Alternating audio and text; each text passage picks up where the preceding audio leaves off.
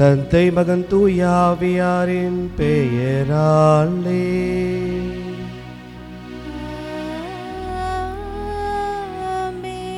நம் ஆண்டவராகிய இயேசு கிறிஸ்துவின் அருளும் கடவுளின் அன்பும் தூய ஆவியாரின் நட்புறவும் உங்கள் அனைவரோடும் இருப்பதாக.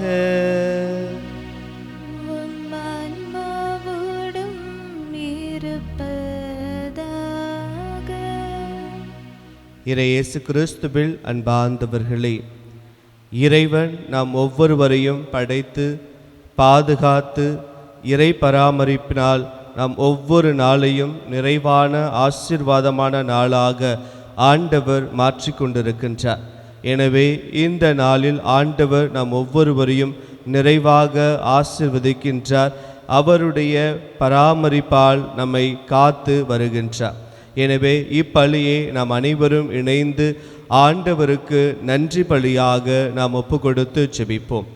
இறைவன் நம்முடைய வாழ்வில் நேர்மையான உள்ளத்தையும் உண்மையான உயர்வான மனதையும் படைத்து நாம் ஒவ்வொருவரும் இறைவனுக்கு உகந்த வாழ்க்கையை, இறை வாக்கினருக்குரிய வாழ்க்கையை வாழ இறைவன் நமக்கு அழைப்பு கொடுக்கின்றார். எனவே இறை வாக்கினர் பணியாக இருக்கின்ற தவறு என்பதை நாம் சுட்டிக்காட்டக்கூடிய காலகட்டத்தில் நாம் ஒவ்வொருவரும் இருக்கின்றோம். எனவே அதற்கு தேவையான அதிகாரத்தையும் அதற்கு தேவையான துணிவையும் ஆண்டவர் நாம் ஒவ்வொருவருக்கும் நிறைவாக தர வேண்டும் என்று இந்த தெய்வீக திருப்பலியில் நாம் அனைவரும் இணைந்து ஜெபித்து இறையாசீர் பெறுவோம். சகோதரிகளே, சகோதரர்களே, தூய மறைநிகழ்வை கொண்டாட தகுதி பெறும் பொருட்டு நம்முடைய குற்றங்களையும் பாவங்களையும் இப்போது நாம் அனைவரும் ஏற்றுக்கொள்வோம். எல்லாம் அல்ல இறைவனிடமும் சகோதர சகோதரிகளே, உங்களிடமும் நான் பாவியனை ஏற்றுக்கொள்கிறேன். ஏனெனில் என் சிந்தனையாலும் சொல்லாலும் செயலாலும் கடமையில் தவறியதாலும் பாவங்கள் பல செய்தேன். என் பாவமே, என் பாவமே, என் பெரும் பாவமே. ஆகையால் இப்பொழுதும் கன்னியான புனித மரியாவையும் வானதூதர் புனிதர் அனைவரையும் சகோதர சகோதரிகளே உங்களையும் நம் இறைவனாகிய ஆண்டவரிடம் எனக்காக வேண்டிக்கொள்ள மன்றாடுகிறேன். எல்லாம் அல்ல இறைவன் நம்மீது இரக்கம் வைத்து நம் பாவங்களை மன்னித்து நம்மை நிலை வாழ்வுக்கு அழைத்து செல்வாராக. ஆமென்.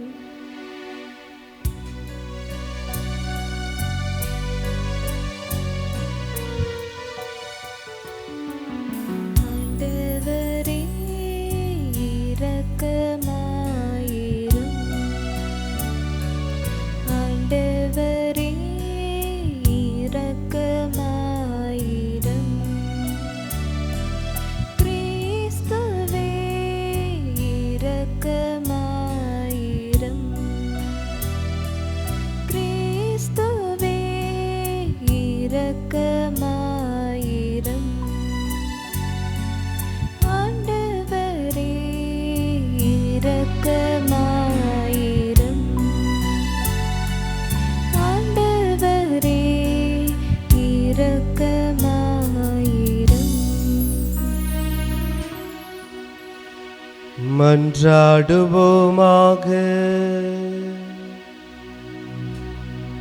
உம்மையே எதிர்நோக்கி இருப்போரை பாதுகாப்பவரான இறைவா, உம்மால் அன்றி ஆற்றல் வாய்ந்ததும் புனிதமானதும் எதுவும் இல்லையே.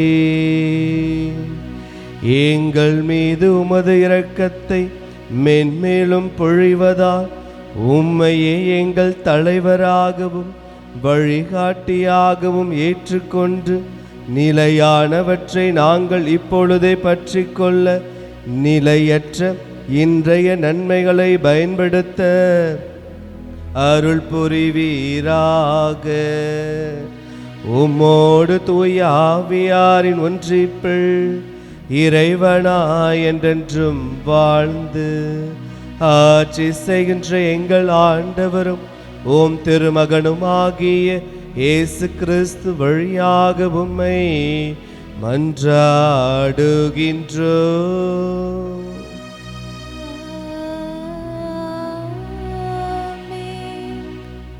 முதல் வாசகம். யூபிலி ஆண்டில் நீங்கள் உங்கள் நிலப்பகுதிக்கும் உங்கள் இனத்தாரிடமும் திரும்ப வேண்டும். லேவியர் நூலிலிருந்து வாசகம். பிரிவு 25 இறை வார்த்தைகள் 1 மற்றும் 8 முதல் 17 முடிய. ஆண்டவர் சீனாய் மலையில் மோசேயிடம் கூறியது: தொடர்ந்து வரும் 7 ஓய்வு ஆண்டுகளை 7 ஆண்டுகளாக 7 முறை எண்ணிக்கையிட்டு அவை 49 ஆண்டுகள் ஆகும். 7ஆம் மாதம் 10ஆம் நாள் எக்காள ஒலி எழட்டும். பாவக் கழுவாய் நிறைவேற்றும் அந்த நாளில் உங்கள் நாடெங்கும் எக்காளம் முழங்கச் செய்யுங்கள். 50ஆம் ஆண்டை தூயதாக்கி நாட்டில் வாழ்வோருக்கு எல்லாம் தன்னுரிமை அறிவியுங்கள். அது உங்கள் யூபிலி ஆண்டு. அந்த ஆண்டில் நீங்கள் உங்கள் நிலப்பகுதிக்கும் உங்கள் இனத்தாரிடமும் திரும்ப வேண்டும். 50ஆம் ஆண்டு உங்களுக்கு யூபிலி ஆண்டு. அந்த ஆண்டு பயிரிட வேண்டாம், தானாய் விளைந்ததை அறுக்க வேண்டாம், கிளை நறுக்காத திராட்சை கொடியினின்று கனி சேர்க்கவும் வேண்டாம். ஏனெனில் அந்த ஆண்டு யூபிலி ஆண்டு, அது உங்களுக்கு தூயது. நிலத்தினின்று அவ்வப்போது கிடைக்கும் பலனை உண்ணுங்கள். அந்த யூபிலி ஆண்டில் அவரவர் தம் காணியாட்சிக்கு திரும்பி செல்ல வேண்டும். உங்களுக்குள் ஒருவனுக்கு நிலத்தை விற்கவோ அவனிடத்தில் வாங்கவோ செய்யும் பொழுது ஒருவரை ஒருவர் ஏமாற்றாதிருங்கள். யூபிலி ஆண்டிற்கு பின் ஆண்டுகளை கணக்கிட்டு அவற்றின் எண்ணிக்கைக்கு ஏற்ப வாங்கலாம். பயன்படுத்தும் ஆண்டுகளுக்கு ஏற்ப அவன் அதை உனக்கு விற்க வேண்டும். பலனை பயன்படுத்தும் ஆண்டுகள் எண்ணிக்கை மிகுந்திருந்தால் விலையை உயர்த்த வேண்டும், குறைந்திருந்தால் விலையை குறைக்க வேண்டும்.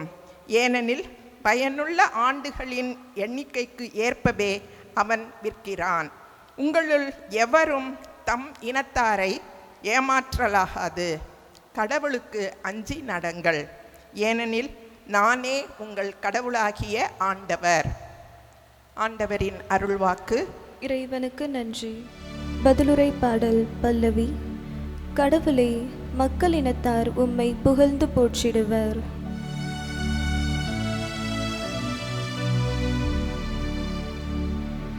கடவுளே, மக்களினத்தார் உம்மை புகழ்ந்து போற்றிடுவர். கடவுளே, மக்களினத்தார் உம்மை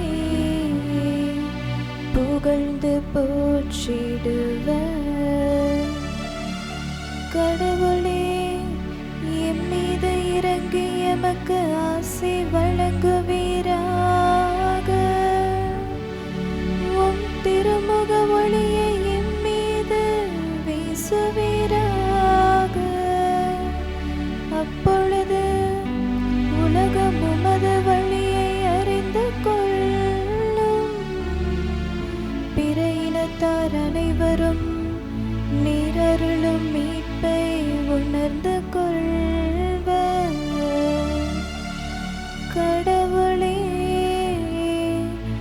மக்களினத்தார் உம்மை புகழ்ந்து போற்றிடுவர். வேற்று நாட்டினர் அக்களித்து மகிழ்ச்சியுடன் பாடிடுவராக. ஏனெனில் நீர் மக்களினங்களை நேர்மையுடன் ஆளுகின்றீர். உலகின் நாடுகளை வழி நடத்துகின்றீர். நானிலம் தன் பலனை ஈந்தது. கடவுள் நம் கடவுள் நமக்கு ஆசி வழங்கினார். கடவுள் நமக்கு ஆசி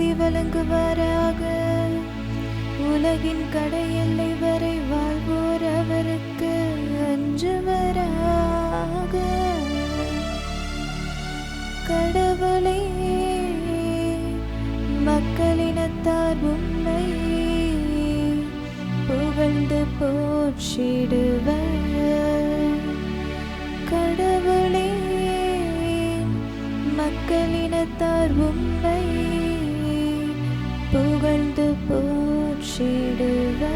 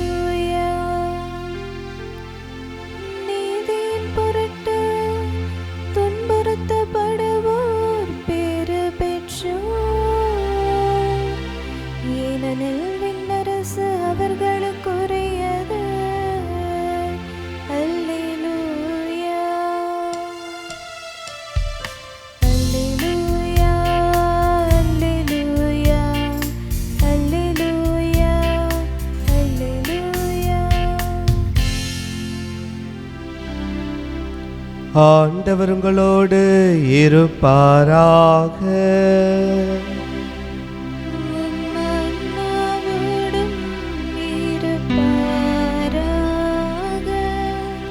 மத்தேயு எழுதிய தூய நற்செய்தியிலிருந்து வாசகம்.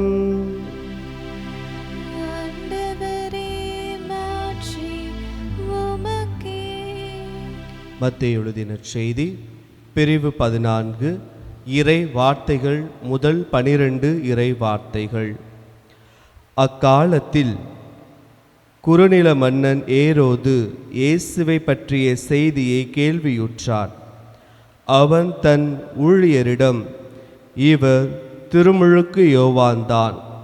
இறந்த யோவானை கடவுள் உயிர் பெற்றெழச் செய்தார். இதனால்தான் இந்த வல்ல செயல்களை இவர் செய்கிறார் என்று கூறினான். ஏரோது தன் சகோதரான பிலிப்பின் மனைவியாக ஏரோதியாவின் பொருட்டு யோவானை பிடித்து கட்டி சிறையில் அடைத்திருந்தான். ஏனெனில் யோவான் அவனிடம், நீ அவளை வைத்திருப்பது முறையல்ல என்று சொல்லி வந்தார். ஏரோது அவரை கொலை செய்ய விரும்பினான். ஆயினும் மக்கள் கூட்டத்தினர் அவரை ஓர் இறைவாக்கினர் என கருதியதால் அவர்களுக்கு அஞ்சினான். ஏரோதின் பிறந்த நாளில் ஏரோதியாளின் மகள் அவையினர் நடுவில் நடனம் ஆடி ஏரோதை அகமகிழச் செய்தாள். அதனால் அவள் எதை கேட்டாலும் அளிப்பதாக அவன் ஒரு வாக்குறுதியை ஆணையிட்டு அறிவித்தான். அவள் தன் தாய் சொல்லி கொடுத்தபடியே திருமுழுக்கு யோவானின் தலையை ஒரு தட்டில் வைத்து இங்கே எனக்கு கொடும் என்று கேட்டாள். இதை கேட்ட அரசன் வருந்தினான். ஆனாலும் தான் விருந்தினர் முன் ஆணையிட்டதால் அதை அவளுக்கு கொடுக்க கட்டளையிட்டான். ஆள் அனுப்பி சிறையில் இருந்த யோவானின் தலையை வெட்டச் செய்தான். அவருடைய தலையை ஒரு தட்டில் வைத்து கொண்டு வரச் செய்து அதை சிறுமியிடம் கொடுத்தான். அவளும் அதை தன் தாயிடம் கொண்டு சென்றாள். யோவானுடைய சீடர் வந்து அவருடைய உடலை எடுத்துச் சென்று அடக்கம் செய்தனர். பின்னர் இந்நிகழ்ச்சியினை இயேசுவிடம் போய் அறிவித்தனர். ஆண்டவரின் அருள்வாக்கு.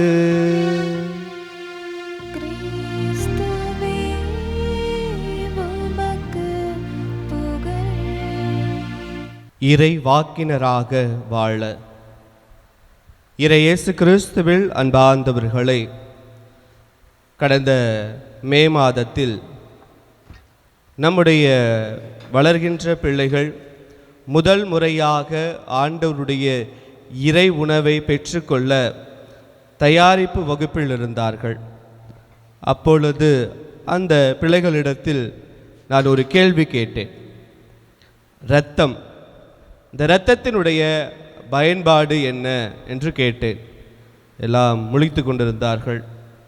சாதாரணமாக இரத்தம் எதற்காக பயன்படும் என்று கேட்கும் பொழுது ஒரு பொடியன் மட்டும் அழகாக சொன்னான், ஃபாதர், இரத்தம் இருந்தால் தான் நம்ம உயிர் வாழ முடியும்.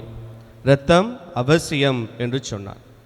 அவன் சொன்ன கருத்து மிகவும் அருமையாக பொருத்தமானதாக இருந்தது. இந்த உடலில் இரத்தம் இல்லை என்றால் இந்த உடலில் உயிர் இல்லை என்பது அர்த்தமாக இருக்கின்றது. எனவேதான் இரத்தத்தில் உயிர் இருக்கிறது என்பதை நாம் ஒவ்வொருவரும் புரிந்து கொள்ள வேண்டும். அதனால்தான் ஆண்டவர் இயேசு கிறிஸ்து தன்னுடைய உடலையும் இரத்தத்தையும் நமக்கு ஆன்ம உணவாக கொடுக்கின்றார். யாரெல்லாம் என்னுடைய இரத்தத்தை பருகுகின்றார்களோ அவர்கள் நிலை வாழ்வை பெறுகிறார்கள் என்பதை அழுத்தமாக தன்னுடைய வாழ்வின் வழியாக ஆண்டவர் எடுத்துக்காட்டி வருகின்றார். அறிவியல் பூர்வமாக இந்த இரத்தத்தினுடைய பயன்பாடு என்ன என்று சொல்லி பார்க்கும் பொழுது, இரத்தத்தின் வழியாக தான் நாம் உடலில் இருக்கின்ற எல்லா உறுப்புகளுக்கும் ஆக்சிஜன் ஆனது கடத்தப்படுகிறது. எனவே நாம் உயிர் வாழ உயிர் மூச்சாக இருக்கின்ற இந்த ஆக்சிஜனை கடத்தக்கூடிய ஒரே பொருள் நம்முடைய இரத்தம் மட்டும்தான். இரண்டாவதாக நாம் உண்ணுகின்ற உணவை செரிமானம் செய்து அதில் இருக்கின்ற ஊட்டச்சத்துக்களை, தேவையான ஊட்டச்சத்துக்களை ஒவ்வொரு பாகத்திற்கும், அதாவது நம்முடைய மூளையிலிருந்து நம்முடைய பாதம் வரைக்கும் கடத்துவது இந்த இரத்தம்தான். அதற்கு அடுத்தபடியாக உடலில் இருக்கின்ற எல்லா வகையான கழிவுகளையும் அகற்றக்கூடியது இந்த இரத்தம்தான். மேலுமாக நாம் நோயுற்று இருக்கும் பொழுது நாம் நோயிலிருந்து காத்து கொள்ள அந்த நோய் எதிர்ப்பு சக்தியாக பயன்படுவதும் இந்த வெள்ளை அணுக்கள் நம்முடைய இரத்தம்தான். இறுதியாக நம்முடைய உடலினுடைய வெப்பநிலையை கட்டுப்பாட்டோடு வைப்பது இந்த இரத்தம்தான். எனவே இரத்தம் இல்லை என்றால் நாம் உயிர் வாழக்கூட முடியாத ஒரு சூழ்நிலையில் இருக்கின்றோம். எனவே இப்படியாக அறிவியல் ரீதியாக இரத்தத்தினுடைய பயன்பாட்டை எல்லாம் நாம் பார்க்கின்றோம். இன்றைய வாசிக்கப்பட்ட முதல் வாசகத்தில் ஆரோன் மக்களுக்காக பாவம் போக்கும் பழியை செலுத்துகிறார். அது என்ன பாவம் போக்கும் பழி என்று சொல்லி பார்க்கும் பொழுது, பழைய ஏற்பாட்டு காலத்தில் மக்கள் தங்களுடைய பாவத்திற்காக மனம் வருந்தி செய்யக்கூடிய ஒரு வழிபாட்டு முறை. 2 ஆடுகளை எடுத்துக்கொள்வார்கள். எனவே இந்த 2 ஆட்டின் வழியாக தலைமை குருவாக இருக்கின்ற நபர் அந்த வழிபாட்டை முன்னின்று நடத்துவார். எனவே மக்கள் அனைவரும் நோன்பிருந்து மனம் வருந்தி தங்களுடைய பாவத்தை எல்லாம் நினைத்து அந்த ஆட்டின் மீது கைகளை வைத்து தங்களுடைய பாவத்தை எல்லாம் அந்த ஆட்டின் மேல் இறக்குவார்கள். எனவே தலைமை குரு தன்னுடைய வழிபாட்டை ஆரம்பிக்கும் பொழுது மக்கள் எல்லாருடைய பாவத்திற்காகவும் தலைமை குருவினுடைய பாவத்திற்காகவும் அந்த ஆட்டின் மீது தலையை வைத்து ஜெபிப்பார்கள். பின்பாக ஒரே ஒரு ஆட்டை மட்டும் எடுத்துக்கொண்டு அதை பாலைவனத்திற்கு அனுப்பி விடுவார்கள். எனவே பாலை நிலத்தில் அந்த போக்கு ஆடு என்று சொல்வார்கள். பாலை நிலத்தில் உணவு இல்லாமல் தவித்திருக்கின்ற அந்த ஆடானது அங்கும் இங்குமாக அலைந்து தான் தங்குவதற்கு இருப்பிடம் இல்லாமல் உண்பதற்கு உணவு இல்லாமல் அந்த பாலைவனத்தில் இறந்து போகிறது என்பது அர்த்தமாகின்றது. எனவே அந்த ஆடு இறக்கும் பொழுது அதோடு கூட எங்களுடைய பாவமும் இறந்து போகிறது என்பதை அந்த வழிபாடு ஞாபகப்படுத்துகின்றது. 2வது ஆட்டினை என்ன செய்வார்கள் என்றால், தலைமை குரு அதை பீடத்திற்கு எடுத்து சென்று அதனுடைய தலையை வெட்டி அந்த இரத்தத்தின் வழியாக எரிபலியை செலுத்தி அந்த எரிபலியின் வழியாக தங்களுடைய பாவத்தை ஆண்டவர் மன்னித்து ஏற்றுக்கொள்கிறார் என்பதை போல அந்த வழிபாடு அமைகின்றது. எனவே அதனுடைய தொடர்ச்சியாக தான் இந்த பாவம் போக்கும் வழிபாட்டினுடைய உச்சகட்டமாக நம்முடைய ஆண்டவர் இயேசு கிறிஸ்து அவரே தலைமை குருவாக அவரே பலியாடாக அமைந்து அவருடைய இரத்தத்தின் வழியாக நாம் ஒவ்வொருவரையும் தூய்மைப்படுத்துகின்றார். அந்த இரத்தத்தின் வழியாக ஆண்டவர் நம்முடைய பாவத்தை எல்லாம் மன்னித்து ஏற்றுக்கொள்கிறார் என்பதை பார்க்கின்றோம். எனவே ஆண்டவருடைய இரத்தம் நம்முடைய ஒவ்வொருவருக்கும் பாவத்தை போக்குகின்ற, பாவத்திலிருந்து தூய்மைப்படுத்துகின்ற இரத்தமாக அமைந்து விடுகின்றது. கடந்த வாரத்தில் காங்கோவின் நாட்டின் கோமண்டா என்கின்ற நகரில் தீவிரவாதிகள் நம்முடைய ஆலயத்தை வெடிகுண்டால் வெடிக்கச் செய்து அங்கிருக்கின்ற பலாயிரம் மக்கள் இறந்து போகக்கூடிய ஒரு சூழ்நிலை ஏற்படுகிறது. எனவே நம்முடைய ஆலயமானது சேதமடைகின்றது. அங்கு இருந்த பல உயிருக்காக போராடி கொண்டிருந்த அகதிகளாக இருந்த மக்கள் அங்கு இறந்து போகிறார்கள் என்ற செய்தியை வாசிக்கும் பொழுது மிகவும் மன வருத்தமாக இருந்தது. எனவே நம்முடைய திருத்தந்தை அவர்கள் இந்த செய்தியை கண்டு அவர் ஒரு இரங்கல் செய்தியை எழுதுகிறார். என்ன எழுதுகிறார் என்று சொல்லி பார்க்கும் பொழுது, மறைசாட்சியினுடைய இரத்தம் மக்களினுடைய அமைதிக்காக, நல்லிணக்கத்திற்காக, உடன் பிறந்த உணவிற்காக, அன்பின் விதையாக மாறப்படுகிறது என்பதை நம்முடைய திருத்தந்தை 14ஆம் லியோ அவர்கள் பதிவு செய்கின்றார்கள். எனவே மறைசாட்சியாக யாரெல்லாம் இரத்தம் சிந்தி மடிக்கின்றார்களோ அந்த இரத்தமானது அன்பின் இரத்தமாக விதைக்கப்படுகிறது. அது முளைக்கும் பொழுது அன்பின் மரமாக அது மலர்கின்றது. அந்த மரத்துக்கடியில் பல உயிரினங்கள் வாழக்கூடிய ஒரு சூழ்நிலை ஏற்படுகிறது. எனவே இன்று அவர்கள் சிந்துகின்ற இரத்தம் எதிர்காலத்தில் ஒரு அன்பின் மரமாக அது மலரும் என்பதை போல நம்முடைய திருத்தந்தை அவர்கள் பதிவு செய்கின்றார்கள். எனவே இந்த உலகத்தில் பல பேரும் நமக்காக இரத்தம் சிந்திருக்கின்றார்கள். நாம் தெரிந்தோ தெரியாமலோ நமக்காக பல புனிதர்கள் இரத்தம் சிந்தி இந்த திரு அவையை வளர்ப்பதற்காக உதவிகரமாக இருந்திருக்கிறார்கள். அதில் குறிப்பிடத்தக்க நபராக இன்றைய நற்செய்தியில் நாம் வாசித்த திருமுழுக்கு யோவான்.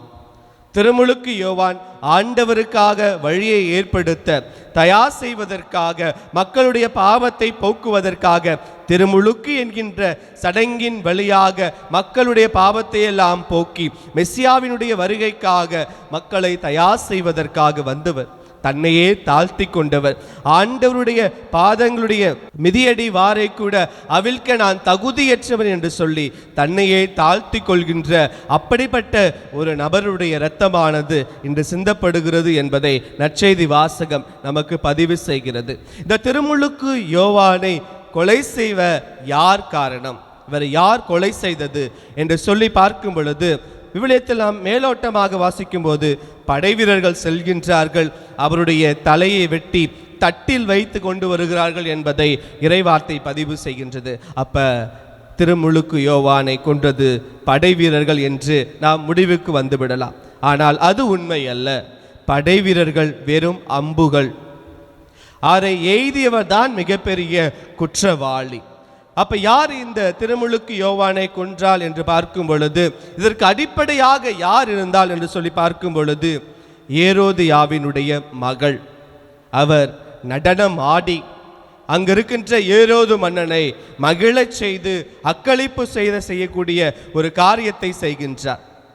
அதன் மூலியமாக அரசனானவன் வாக்குறுதி கொடுக்கிறார், உனக்கு என்ன வேண்டும், இந்த நாட்டில் நீ எதை கேட்டாலும் நான் தருகிறேன் என்கின்ற அந்த ஒரு வார்த்தையை பிடித்து கொண்டு தன்னுடைய சொந்த புத்தியை விட்டுவிட்டு தன்னுடைய தாயினுடைய சொல்லை கேட்டு திருமுழுக்கு யோவானுடைய தலை எனக்கு வேண்டும் என்று அவள் சொல்கின்றார். எனவே அவர்தான் திருமுழுக்கு யோவானுடைய கொலைக்கு காரணமா என்று சொல்லி பார்க்கும் பொழுது அவரும் கிடையாது. அப்ப யார்? தன்னுடைய தாய் கட்டளையிட்டார். ஏரோதியா தான் திருமுழுக்கு யோவானுடைய கொலைக்கு மிக மிக குற்றவாளி. அவர்தான் மூளையாக செயல்பட்டார் என்பதை நாம் சிந்திக்க நேரிடலாம். ஆனால் அவருடைய எண்ணம் தீய எண்ணமாக இருந்தது. தன் மீது குற்றம் சுமத்திய அந்த திருமுழுக்கு யோவானை கொலை செய்ய வேண்டும் எண்ணம் அவரிடம் இருந்தது. அவருக்கு ஒரு வாய்ப்பு கிடைத்தது, அந்த வாய்ப்பை அவர்தான் பயன்படுத்தி விட்டார். எனவே திருமுழுக்கு யோவானுடைய கொலைக்கு அடிப்படை காரணமாக இருந்தது இந்த ஏரோதியா என்று சொல்லி நாம் முற்றுப்புள்ளி வைக்க முடியாது.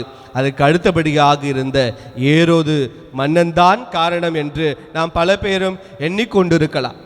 அவன் புத்தி மதிந்து, அவன் சுயநலவை இழந்து போதையில் மிதந்து கொண்டிருக்கும் பொழுது அப்படிப்பட்ட ஒரு வாக்குறுதியை கொடுத்து விடுகிறான். என்ன வாக்குறுதி?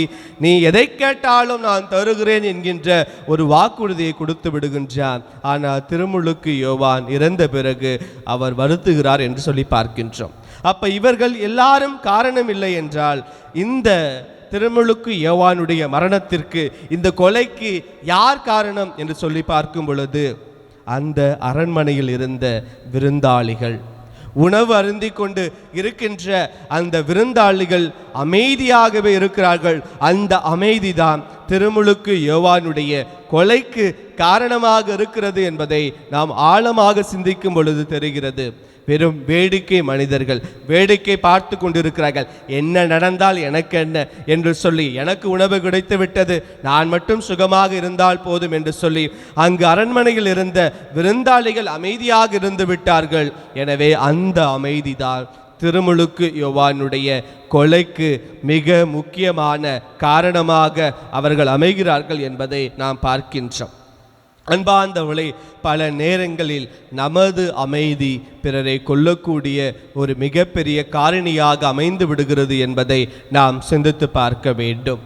கடந்த ஜூலை மாதம் 25ஆம் தேதி நம்முடைய சத்தீஸ்கர் மாநிலத்தில் ரயில் நிலையத்தில் 2 அருட்சகோதரிகளை காவல்துறை நண்பர்கள் கைது செய்கிறார்கள். அருட்சகோதரி வந்தனா பிரான்சிஸ், அருட்சகோதரி பிரீத்தி மேரி என்கின்ற இந்த 2 நபர்களை கைது செய்கிறார்கள். என்ன நடந்தது என்று சொல்லி பார்க்கும் பொழுது, துர்க் என்கின்ற ரயில் நிலையத்தில் ரயிலானது நிற்கின்றது. அப்பொழுது அருட்சகோதரி அவர்கள் ரயிலை விட்டு கீழே இறங்கி அந்த நடைபேடையில் எதற்காக சென்றிருக்கலாம், தண்ணி பிடிக்க சென்றிருக்கலாம், ஏதாவது உணவுப் பொருட்களை வாங்குவதற்காக சென்றிருக்கலாம்.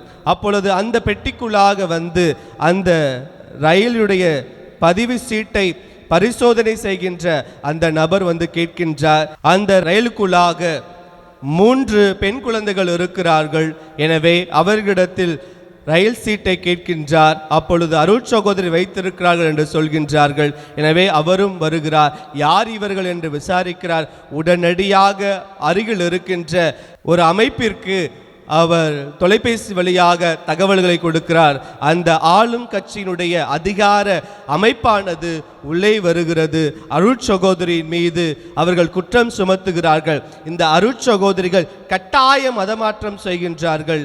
மேலுமாக இவர்கள் இந்த குழந்தைகளை கடத்தி செல்லக்கூடிய காரியத்தை செயல்படுகிறார்கள் என்ற ஒரு குற்றச்சாட்டை வைக்கின்றார்கள். எனவே அந்த அருட்சகோதரிகள் அமைதியாக இருக்கிறார்கள். தற்பொழுது அவர்கள் சிறைச்சாலைக்குள்ளாக தள்ளப்பட்டிருக்கிறார்கள் என்றால், உங்களைப் போல என்னை போல அமைதியாக இருக்கின்ற நபர்களினுடைய காரணத்தினால் இன்று அவர்கள் சிறைச்சாலைக்குள்ளாக இருக்கிறார்கள். எனவே சின்னஞ்சிறு குழந்தைகளுக்கு, குறிப்பாக அவர்களெல்லாம் 18-19 வயதை தாண்டியவர்கள், அப்படிப்பட்ட குழந்தைகளை எப்படியாக அவர்கள் கடத்தி செல்ல முடியும்? அதுவும் மக்கள் பயணிக்கின்ற அந்த ரயில் பெட்டிக்குள்ளாக எப்படியாக அவர்கள் கடத்தி செல்ல முடியும்? அவர்கள் மக்களுக்காக சேவை செய்யக்கூடிய நபர்களாக இருக்கிறார்கள். அனாதையாக வீடுகளில் கைவிட்டப்பட்ட நபர்களாக, வீடுகளில் பொருளாதார சிக்கல் காரணமாக தவித்து கொண்டிருக்கின்ற ஏழை எளிய குழந்தைகளுக்கு கல்வி அறிவையும் அவர்களுக்கு வேலை வாய்ப்பை ஏற்படுத்தி கொடுக்கின்ற ஒரு மிகப்பெரிய மக்களுக்கு சேவையாற்றக்கூடிய பணியை செய்து கொண்டிருந்த அந்த அருட்சகோதரிகள் குழந்தைகளை கடத்தக்கூடிய நபர்களாக, மனிதர்களை கடத்தக்கூடிய நபராக, கட்டாயமாக மதமாற்றக்கூடிய நபர்களாக அவர்களை பொய் குற்றம் சாற்றி இன்று சிறையில் அவர்கள் இருக்கிறார்கள் என்றால், உங்களுடைய என்னுடைய அமைதிதான் காரணம் என்பதை நாம் புரிந்து கொள்ள வேண்டும். கட்டாயமாக மதமாற்றம் என்று நாம் நினைத்து விட்டிருந்தால், நாம் காலம் தொட்டு மிகப்பெரிய கல்வி பணியை நாம் செய்து வருகின்றோம்.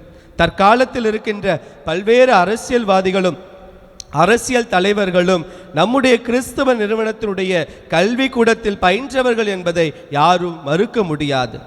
பள்ளிக்கூடத்தில் சேரணும்னா நீங்கள் கிறிஸ்தவர்களாக மாறணும் என்கின்ற கட்டாயத்தை நாம் அப்பொழுதே திணித்திருந்தால் இன்று ஏராளமான கிறிஸ்தவர்கள் நமக்கு கிடைத்திருப்பார்கள். ஆனால் அது எங்களுடைய நோக்கம் அல்ல.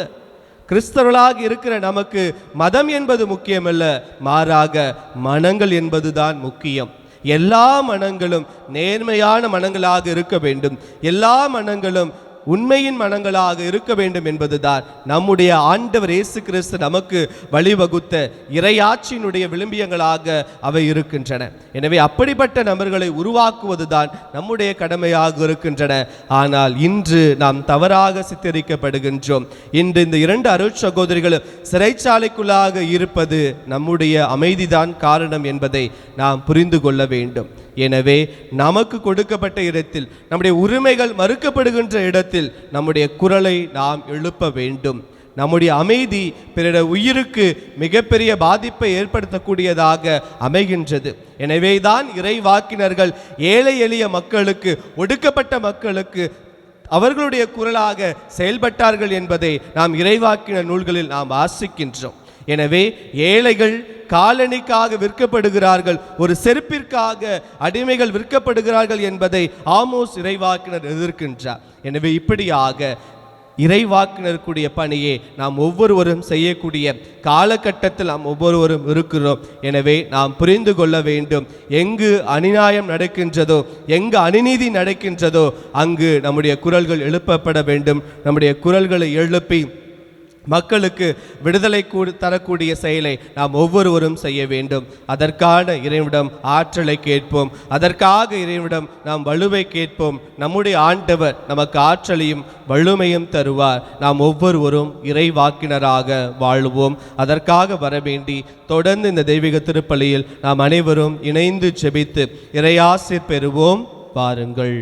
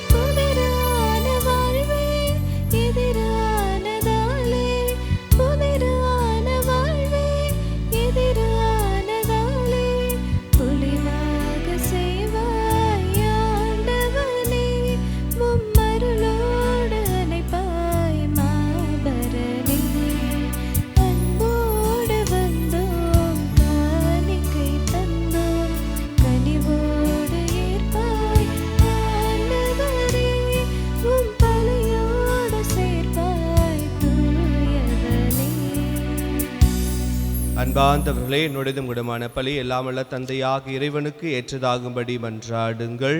ஆண்டவர் தமது பேரின் புகழ்ச்சிக்காகவும் மாட்சிக்காகவும் நமது நன்மைக்காகவும் புனித திரு அவை அனைத்தின் நலனுக்காகவும் உமது கையிலிருந்து இப்பலியை ஏற்றுக்கொள்வாராக.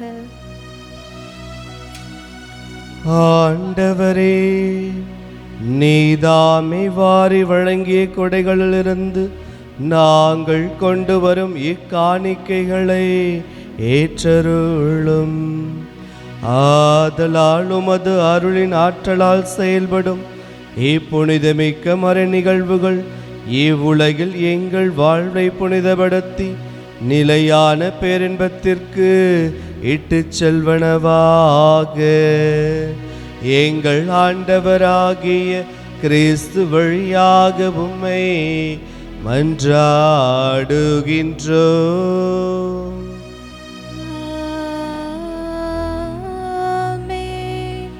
ஆண்டவர் உங்களோடு இருப்பாராக.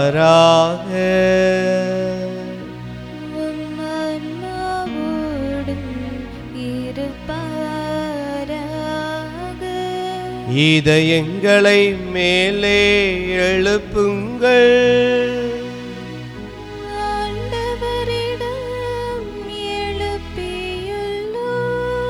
நம் இறைவனாகிய ஆண்டவருக்கு நன்றி கூறுவோம்.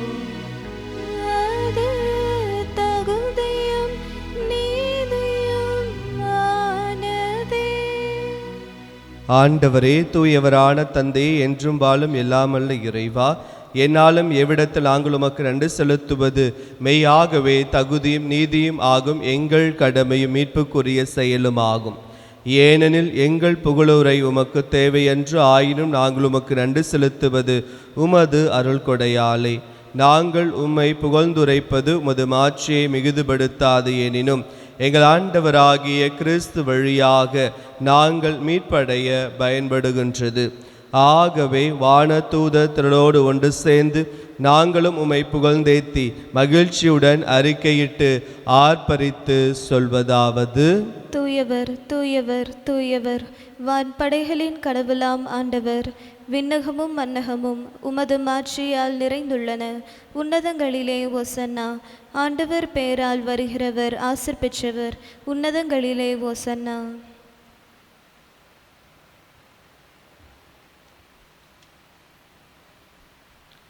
ஆண்டவரே, நீர் மெய்யாகவே தூயவர், தூய்மை அனைத்திற்கும் ஊற்று. ஆகவே உம்முடைய ஆவியை பொழிந்து இக்காணிக்கைகளை தூய்மைப்படுத்த உம்மை வேண்டுகின்றோம். இவ்வாறு எங்கள் ஆண்டவர் இயேசு கிறிஸ்துவின் உடலாகவும் இரத்தமாகவும் எங்களுக்கு இவை மாறுபனவாக. அவர் பாடுபட உளம் கனிந்து தம்மை கையளித்த போது அப்பத்தை எடுத்து உமக்கு நன்றி செலுத்தி அதை பிட்டு தாம் சீடர்களுக்கு அளித்து அவர் கூறியதாவது: அனைவரும் இதிலிருந்து பெற்று உண்ணுங்கள், ஏனெனில் இது உங்களுக்காக கையளிக்கப்படும் என் உடல்.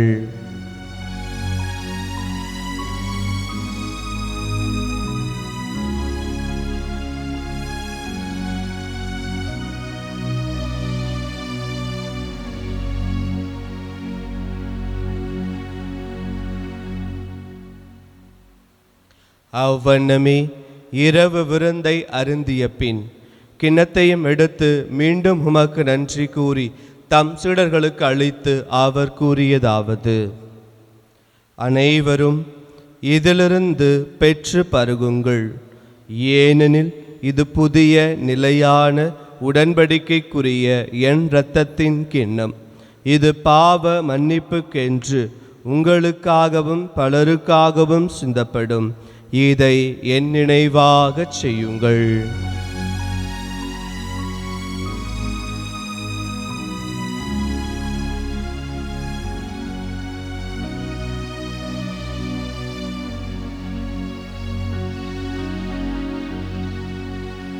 நம்பிக்கையின் மறைபொருள்.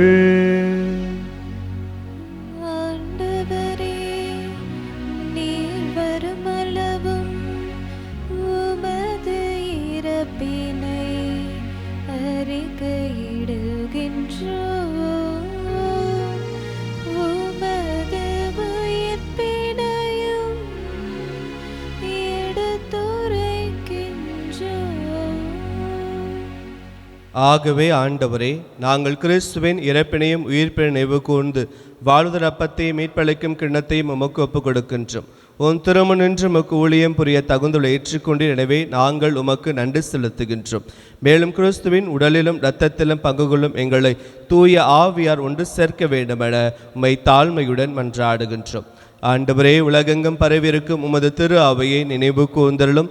எங்கள் திருத்தந்தை லியோ, எங்கள் ஆயர் ஆரோக்கியராஜ், எல்லா திருநிலையினர் ஆகிய அனைவருடனும் உமது திரு அவை அன்பில் நிறைவு பெறச் செய்தருளும். மேலும் உயிர்த்தலும் எதிர்நோக்குடன் திகழ்கொள்ளும் எங்கள் சகோதர சகோதரிகளையும் இறந்தோர் அனைவரையும் இரக்கத்துடன் நினைவு கூர்ந்து உமது திருமுக ஒளியினுள் ஏற்றருளும். எங்கள் அனைவர் மீதும் இரக்கமாயிரும். கடவுளின் கன்னித்தாயான புனித மரியா, அவருடைய கணவரான புனித யோசேப்பு, புனித திருத்தூதர்கள், இவ்வுலகில் உமக்கு உகந்தவராய் இருந்தோராகிய புனிதர் அனைவுடனும் நாங்கள் நிலைவாழ்வில் பங்கு கொள்ளும் தகுதி பெற்று திருமகன் இயேசு கிறிஸ்து வழியாக உம்மை புகழ்ந்தேத்து வரமருள உம்மை மன்றாடுகின்றோம்.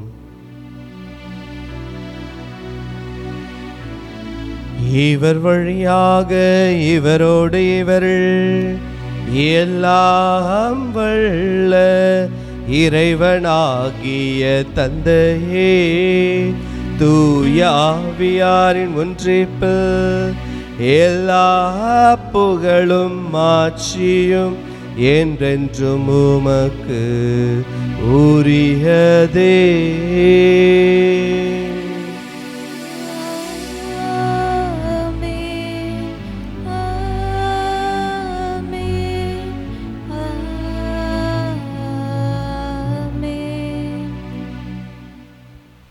மீட்பரின் கட்டளையால் கற்பிக்கப்பட்டு இறைபடிப்பினால் பயிற்சி பெற்ற நாம் துணிந்து பாடுவோம். விண்ணுலகில் இருக்கிற எங்கள்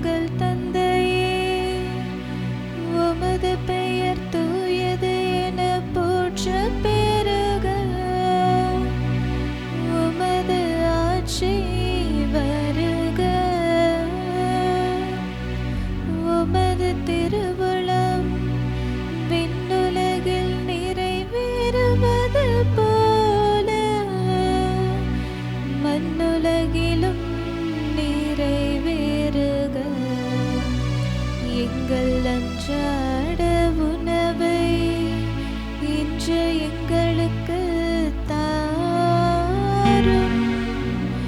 எங்களுக்கு எதிராக குற்றம் செய்வோரை நாங்கள் மன்னிப்பது போல எங்கள் குற்றங்களை மன்னியும். எங்களை சோதனைக்கு உட்படுத்தாதேயும், தீமையிலிருந்து எங்களை விடுவித்தருளும். ஆண்டவரே, தீமை அனைத்திலுமிருந்து எங்களை விடுவித்து எங்கள் வாழ்நாளில் அமைதியை கனிவுடன் அருளுமை மன்றாடுகின்றோம். உமது இரக்கத்தின் உதவியால் நாங்கள் பாவத்திலிருந்து எப்போதும் விடுதலை பெற்று யாதொரு கலக்கமுமின்றி நலமாயிருப்போமாக. நாங்கள் எதிர்நோக்கி இருக்கும் பேரின்பத்திற்காகவும் என் மீட்பராகிய இயேசு கிறிஸ்துனுடைய வருகைக்காகவும் காத்திருக்கின்றோம். ஏனெனில் ஆட்சியும் வல்லமையும் மாட்சியும் என்றென்றும் உமதே. ஆண்டவரே இயேசு கிறிஸ்துவே, அமைதியை உங்களுக்கு விட்டுச் செல்கின்றேன், என் அமைதியையே உங்களுக்கு அளிக்கிறேன் என்று திருத்தூதர்களுக்கு மொழிந்தீரே. எங்கள் பாவங்களை பாராமல் முது திரு அவை நம்பிக்கையை கண்ணோக்கி முது திருவுளத்திற்கு ஏற்ப அதற்கு அமைதியும் ஒற்றுமையும் அளித்திருள்வீராக. என்றென்றும் வாழ்ந்து ஆட்சி செய்கின்றவர் நீரே. ஆமென். ஆண்டவருடைய அமைதி உங்களோடு என்றும் இருப்பதாக, உம் ஆன்மாவோடும் இருப்பதாக. ஒருவருக்கொருவர் அமைதியை பகிர்ந்து கொள்வோம். உலகின் பாவங்களை போக்கும் இறைவனின் செம்மறியே, எங்கள் மேல் இரக்கமாயிரம். உலகின் பாவங்களை போக்கும் இறைவனின் செம்மறியே, எங்கள் மேல் இரக்கமாயிரம். உலகின் பாவங்களை போக்கும் இறைவனின் செம்மறியே, எங்களுக்கு அமைதியை அளித்தருளும். ஆண்டவர் இயேசு கிறிஸ்துவை நான் உட்கொள்ளும் இந்த துளத்தும் நீ தீர்ப்புக்கும் தன்னணைக்கும் லாக்காமல் நமது பரிவிறக்கத்தா என் மனதிற்கும் உடலுக்கும் பாதுகாக்கும் நலமளிக்கும் அருமருந்தாக இருப்பனவாக. இதோ இறைவனின் செம்மறி, இவரே உலகின் பாவங்களையெல்லாம் போக்குபவர். துணிவோடு பயமற்ற வீரத்தோடு வாழ நமக்கு கற்றுத்தருகின்ற, முன்மாதிரி காட்டுகின்ற உண்மையுள்ள உயிருள்ள உன்னதமான இறைவன் இவரே. திரு விருந்துக்கு அழைக்கப்பெற்ற நாம் ஒவ்வொருவருமே பேறு பெற்றோர். ஆண்டவரே, நீர் நிலத்தில் எழுந்தருள நான் தகுதியற்றவள், ஆனால் ஒரு வார்த்தை மட்டும் சொல்லியருளும், எனது ஆன்மா நலமடையும். ஆசை திருவிருந்துக்கான மன்றாட்டு. ஆண்டவரே, நீர் என் இல்லத்தில் எழுந்தருள நான் தகுதியற்றவள், ஆனால் ஒரு வார்த்தை மட்டும் சொல்லியருளும் என்று நூற்றுவர் தலைவன் ஜெபித்தது போல நாங்களும் இப்போது உம் திருப்பாதம் பணிந்து வேண்டுகிறோம். இனிய இயேசுவே, நாங்கள் தகுதியற்றவர்களாய் இருந்தாலும் எங்கள் தகுதியின்மையை பாராமல் நீர் எங்கள் உள்ளங்களில் எழுந்து வாரும். உம் அன்பிலும் அருளிலும் நாங்கள் நிலைத்திருக்க எம்முள் எழுந்து வாரும். நன்மை செய்வதில் ஆர்வமுள்ளவர்களாய் தீமைகள் அனைத்திலிருந்தும் விடுதலை பெற்றவர்களாய் வாழவும் எங்களை வழிநடத்த வாரும். எல்லா நலன்களாலும் வளங்களாலும் எங்களை நிரப்ப வாரும். ஆமேன். நன்றி கூறி மன்றாடுவோமாக. ஆண்டவரே, உம் திருமகனுடைய பாடுகளின் நிலையான நினைவாகிய இத்திருவுணவை உட்கொண்ட நாங்கள் உம்மை வேண்டுகின்றோம். இவ்வாறு சொல்லல் கரிய அன்பினால் அவரே எங்களுக்கு அளித்துள்ள இக்கொடை எங்களுக்கு மீட்புக்கு பயன்பட அருள் புரிவீராக. என்றென்றும் வாழ்ந்து ஆட்சி செய்கின்ற அவர் வழியாக உம்மை மன்றாடுகின்றோம்.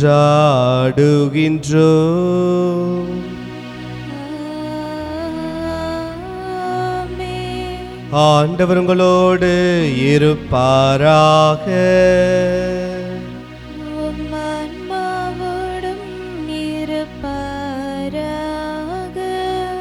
எல்லாம் வல்ல இறைவன் தந்தை மகன் தூய ஆவியானவர் உங்கள் ஒவ்வொருவரையும் நிறைவாக ஆசீர்வதிப்பாராக.